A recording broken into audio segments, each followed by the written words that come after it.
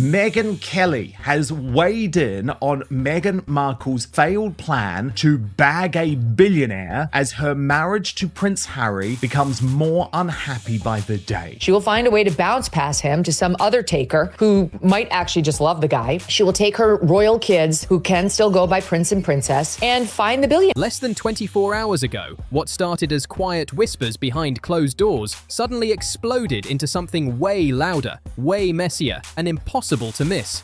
Meghan Markle was seen dining out in plain sight with a Dubai billionaire, and the timing instantly had people talking. While Prince Harry's royal pull looks like it's fading into the background, Meghan wasn't laying low at all. She wasn't hiding, wasn't staying silent, and definitely wasn't trying to blend in. Meghan Markle is always attempting to, shall we say, build relationships with very, very, very rich men. This wasn't some casual lunch or low-key meetup meant to slip under the radar. It was bold, highly visible, and loud without her saying a single word. This wasn't an accidental run-in or two people just grabbing a bite. The place, the visibility, and the timing all scream intention. Harry just can't give her anything else anymore. He served his purpose. His purpose is over, and they're no longer aligned in purpose. So for her, it's time to move on. Meghan didn't just step outside for dinner. She stepped ahead of Harry, moved past the shaky royal exit narrative, and walked straight into a fresh spotlight that everyone is now watching closely. And let's be honest, this fits a pattern people have noticed for a while now. As Harry slowly fades from the center of the conversation, Meghan appears to be signaling a brand new chapter. One that doesn't revolve around a weakening royal title, stalled ventures, or unresolved family tension anymore. That Meghan Markle really did expect Harry to be a billionaire when she met him. She was incredibly disappointed to find out he's only worth a couple million, and she's gonna have to actually work and hawk these jams and jellies and dog biscuits to have the lifestyle that she wants. This wasn't about romance or feelings. This was about positioning, plain and simple. Meghan Markle doesn't move without a plan, and that's something even critics admit. Every public appearance, every carefully timed smile, every moment that just happens to get photographed follows a clear rhythm that feels calculated, not random. So when she's suddenly seen dining with a billionaire who actually lives the ultra-luxury lifestyle many assume royalty guarantees, people connect the dots fast. The internet doesn't wait, and neither does public perception. That kind of company sends a message without saying a word. This wasn't coincidence, it was messaging. That dinner wasn't about the menu, it was about alignment and image. She didn't stumble into that moment by chance, she curated it carefully. This wasn't a private meeting that slipped out accidentally, it looked like a visible reset. She's already gotten the benefit of her bargain with Harry because she got the title. That's what she wanted. She wanted to be world famous. She wanted the title. You remember when Harry was single, he was the elephant. He was the one, the most eligible bachelor on earth. You could be a royal, you could become world famous overnight. You could live in a castle. You could have access to the crown jewels. You would be a princess. My God, yes, he could have had his pick. Meghan appeared to be reclaiming control of the storyline, while Harry is reportedly staying low in Montecito, trying to hold onto relevance through the last remaining pieces of identity still tied to his name. The contrast here is sharp, and the irony isn't lost on anyone paying attention. Meghan once said she knew little about royal life before marriage, but now it's starting to look like she expected something very different. Royal status doesn't automatically mean billionaire money. There's no endless cash flow, no unlimited private jets, and no secret vault that opens just because you married a prince. When palace life turned into non-stop press pressure instead of fairy tale magic, Meghan didn't freeze up. She pivoted fast and moved with purpose. Now Harry appears to be slowly fading from royal relevance, left holding a title that carries little power, a limited platform, and a future that looks increasingly unclear. She flirts openly with other men. I remember when she was at that tennis match, looked like she was flirting with Serena Williams' husband, like with her skirt and just how she just looks at men. Harry doesn't matter. Meanwhile, Meghan is operating in full solo mode. No public loyalty posts, no emotional explanations, just clean rebranding and very visible appearances connected to serious wealth and real influence. That's not romance, that's groundwork. This looks less like a marriage under pressure and more like a calculated exit strategy forming right out in the open, with no effort to hide the shift at all. And while Meghan projects confidence, history shows that big public pivots usually come with consequences. Karma has a way of keeping receipts, and the pressure keeps stacking up fast. The Netflix partnership looks shaky. The royal connection that once powered the entire brand is losing steam. And when a marriage goes quiet like this, that silence says plenty. This woman is nothing but a publicity whore. It's a term of art. We broke the news that she had Prince Harry on her vision board when she was younger. That was her goal, #goal, to marry Prince Harry. So it was all about getting the title. She's done that now. Now she's just stuck with this depressed ginger who has absolutely no family, no friends, and no money. This was not part of the plan. There's been no official confirmation of a trial separation, but major outlets keep circling the same takeaway. Separate lives, time apart, individual rebuilds, different paths. That message keeps coming up again and again, and people are noticing. The relationship already looks fractured. It just hasn't been formally announced yet. Trial separations don't show up in strong, steady marriages. They appear when cracks are already baked into the foundation, and in this situation, it's not just the relationship feeling the pressure. The entire Sussex brand looks unsteady right now. Spotify is gone, Netflix appears cautious, and Meghan's jump into lifestyle products hasn't caught fire the way it was supposed to. That rollout was meant to signal reinvention, but instead, it raised real questions about direction, timing, and long-term stability. Meanwhile, Harry seems locked in on the Invictus Games, one of the last roles that still feels solid and grounded for him.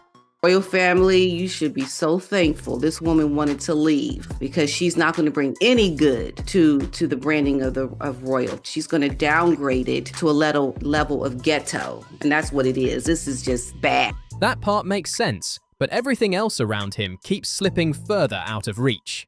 The structure, the visibility, the momentum, it all feels like it's slowly drifting away. The separation isn't subtle anymore, it's loud. No joint statements, no shared appearances, no united front pushing back against the noise. When Harry takes hits in the press, Meghan stays silent, polished, and camera-ready, moving like nothing's wrong. Harry fades out of view, and that silence speaks loud all on its own.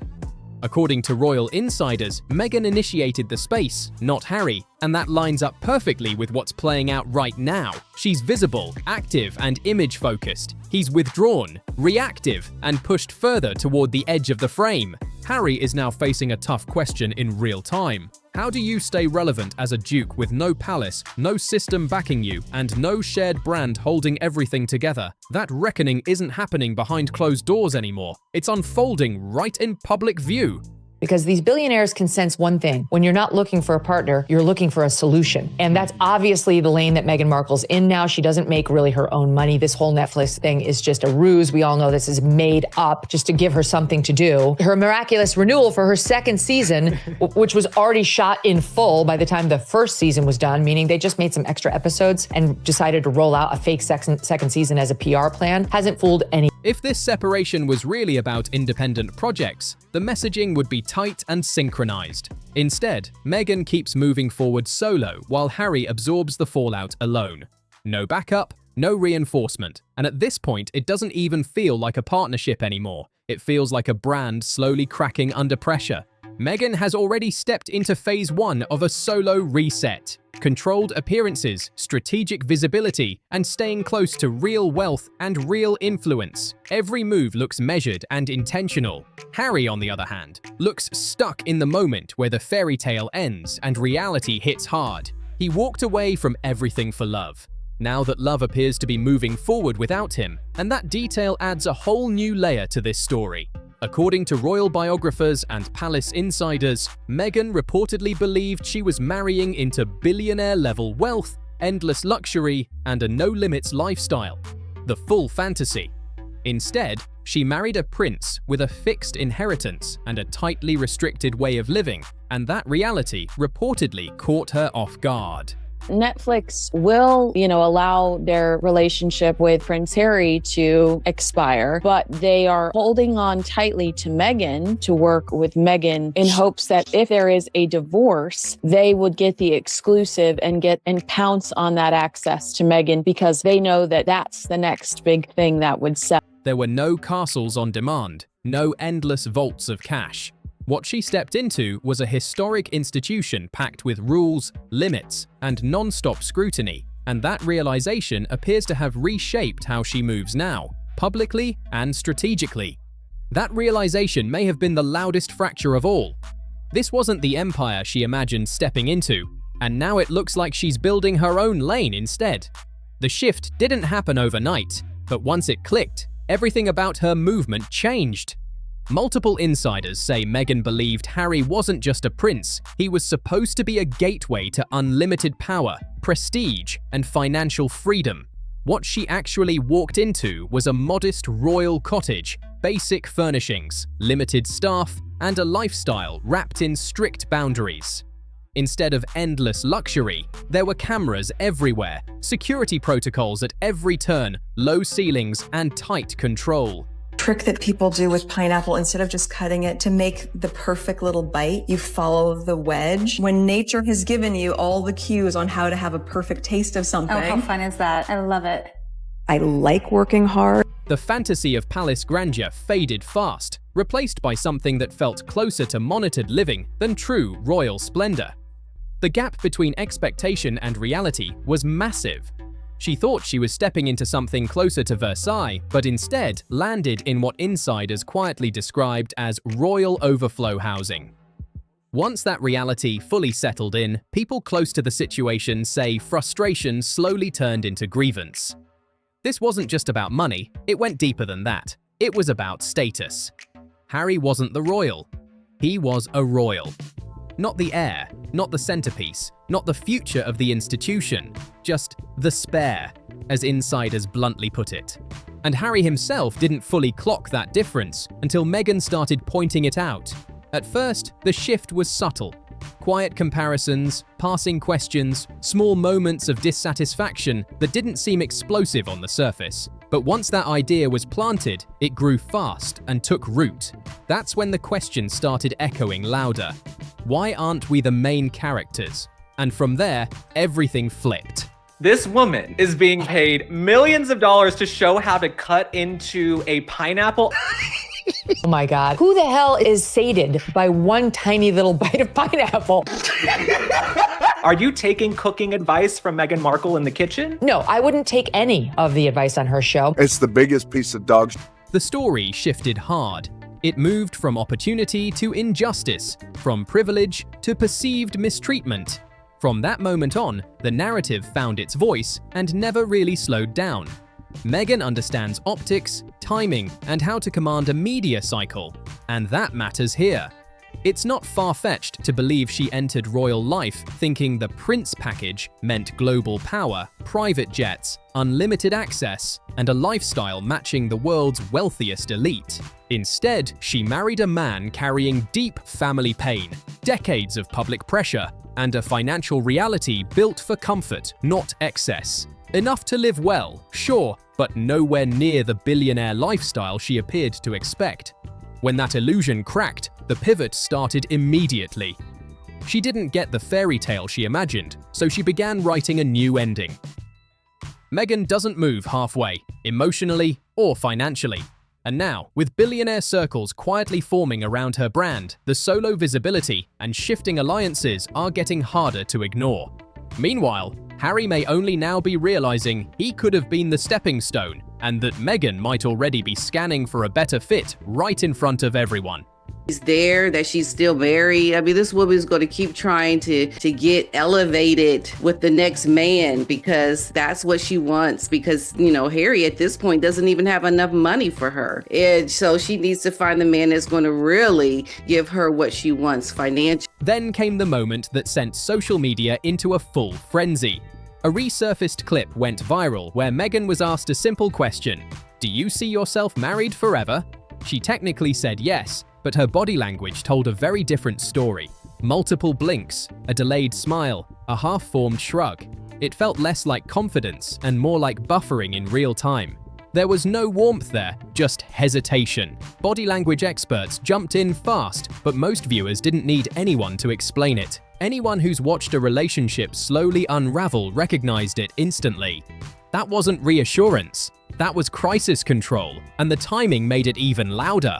That clip resurfaced the same week reports about the billionaire dinner started circulating, and people noticed immediately. Call it coincidence or call it choreography, either way the contrast was impossible to ignore. Her recent interviews follow the same pattern. No shared memories, no affectionate throwbacks, no we language at all. Just abstract talk about growth, healing, and reinvention. Translation: she's preparing her exit and signaling it carefully, while quietly asking everyone to stop tying her future to the man she once sold as the fairy tale. At the same time, Harry keeps showing up at charity events, leaning hard into purpose-driven work and holding on to an identity he still believes they share. To a lot of observers, Harry looks loyal, hopeful, and painfully unaware that the brand he's defending has already changed direction. That viral blink wasn't nerves or discomfort. It looked like a countdown ticking in plain sight. Meghan isn't playing house anymore, she's playing strategy. Every pause, every silence, every carefully vague answer shifts the board forward. While she's thinking 3 steps ahead, Harry still seems stuck playing a completely different game. Silence here doesn't mean confusion, it signals calculation. There are no unity photos, no synced messaging, no matching appearances, just absence. And when absence is timed right, it speaks louder than any press statement ever could. Watch the branding closely. Harry's presence didn't disappear overnight. It's been reduced piece by piece, clean, quiet, and deliberate. The shared identity is gone. Meghan is living a life that she's winning and she's doing all these great things, but the reality is not that. The reality is she's a joke. It's embarrassing at this point. It's like, oh my gosh, for real, Meghan, you did that? You're gonna keep doing this? I mean, wow. The messaging has narrowed down to one name, one face, one brand. This isn't a casual business adjustment. It's a controlled separation wrapped in lifestyle aesthetics. Meghan was always more keynote launch than royal duty. The crown gave her attention, not direction, and now she's sharpening her image by removing anything that no longer serves the narrative she's building. Behind the scenes, a brand new storyline is already being quietly floated. Suddenly, sources are hinting that Harry is emotionally draining, stuck in the past, and not the partner she expected.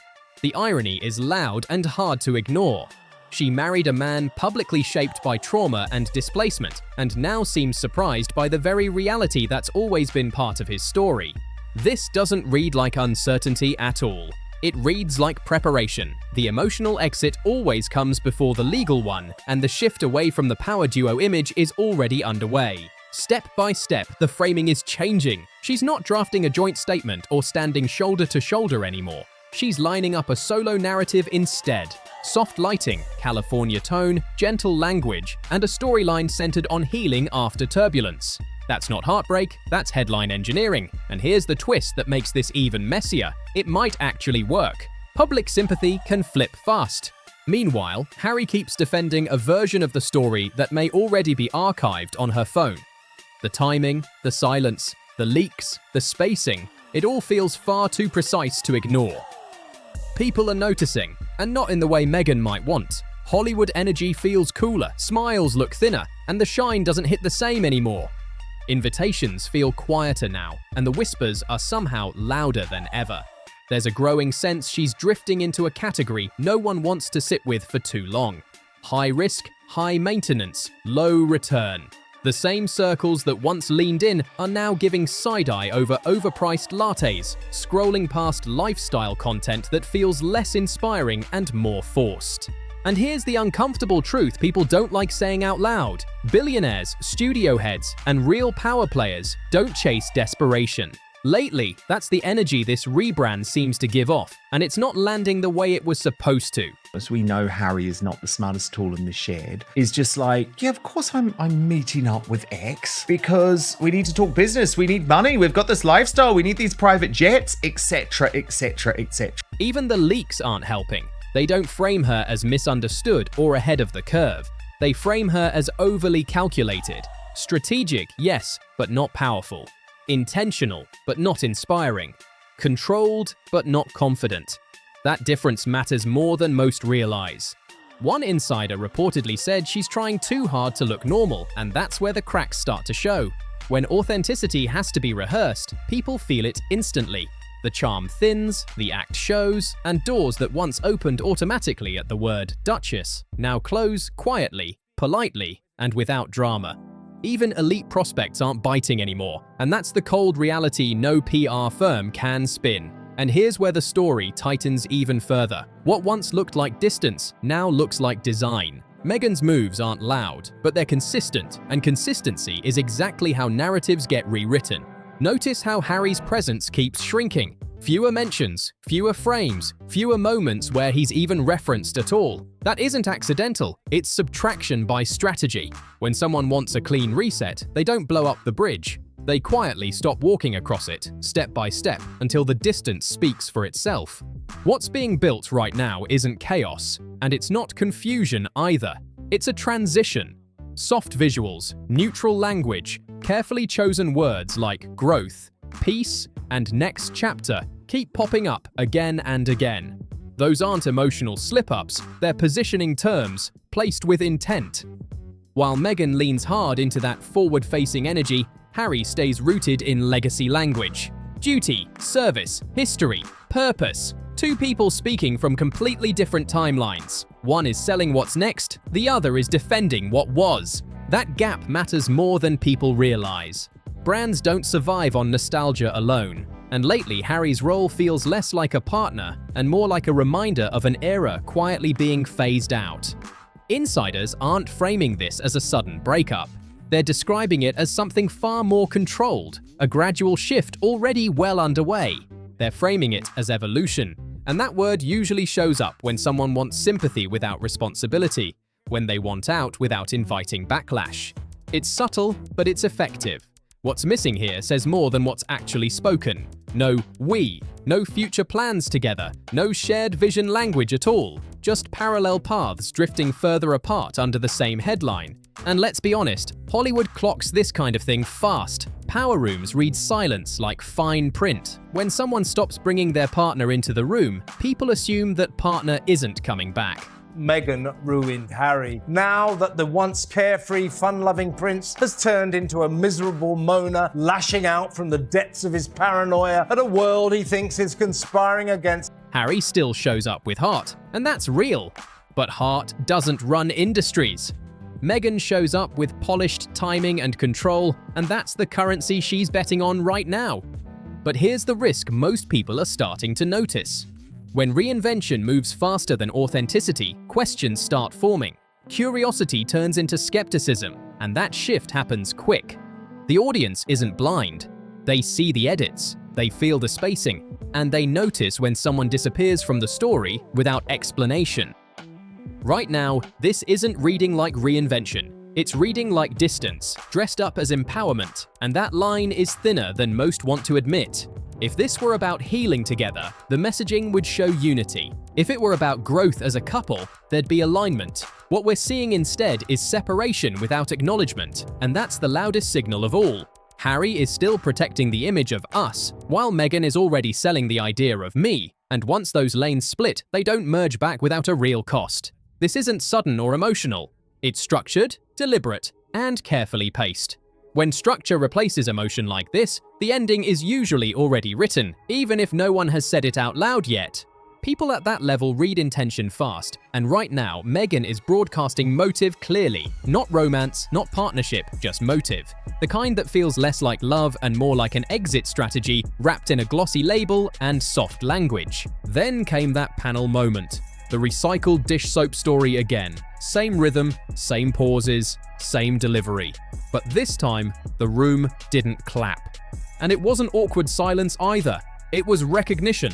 That moment when people realize they've heard the same story one too many times. When a narrative stops evolving, it stops inspiring. It freezes in place. That's when energy shifts, when repetition replaces growth and familiarity turns into fatigue. And once that happens, no amount of polish can bring back the spark that quietly slipped away. The reaction afterward wasn't outrage or criticism, it was disengagement. And in Hollywood, that's the real ending. Once the strings start showing, the performance is basically finished. A new poll reveals that the declining arc of Harry's popularity has accelerated into a high-speed plummet. Not because someone took a bold risk, but because the act wore thin over time. This isn't backlash, it's fatigue. Fatigue from repetition, from recycled messaging, from watching someone insist they're evolving while repeating the same beats again and again. No one announces that shift out loud. It happens quietly and cleanly. No drama, no headlines screaming collapse. The industry just moves on, and suddenly the room feels different. That's where things seem to be now. No paperwork announced, no public declarations. But one thing feels clear. This marriage looks over in spirit. Meghan appears to have already exited in energy, branding, and body language. Harry, meanwhile, looks like someone still standing on set, long after the cameras stopped rolling, wondering when his co-star slipped out the side door. This doesn't look like a rough patch at all. It looks like a controlled separation, a soft launch dressed up as independence. Meghan seems to already be boarding another flight, while Harry is still waiting for a scene that isn't coming back. Perfect lighting, calm expression, no visible baggage at all. Meanwhile, Harry still looks stuck at the gate, waiting for a boarding call that clearly isn't coming. And the signs aren't subtle anymore. They're everywhere. The blinks, the silence, the leaks, all lining up at once. This wasn't a fairy tale that accidentally unraveled. It looks far more like a calculated partnership reaching its expiration date. Meghan is moving forward with precision, while Harry keeps looking backward. The chapter he's trying so hard to protect already feels closed, sealed, and archived. That gap keeps widening, and no amount of nostalgia seems able to bridge it anymore. So here's the real question people keep circling. Was this the boldest royal hustle of the decade? Or did Harry believe in a story that was never truly centered on him from the start? That's the part that makes this whole situation hit harder. If you watched this all the way through and have thoughts, drop them in the comments below. If this breakdown made you see things differently, make sure to like the video, subscribe to the channel, and share it with someone who needs to see this. Stay locked in, and I'll see you in the next video.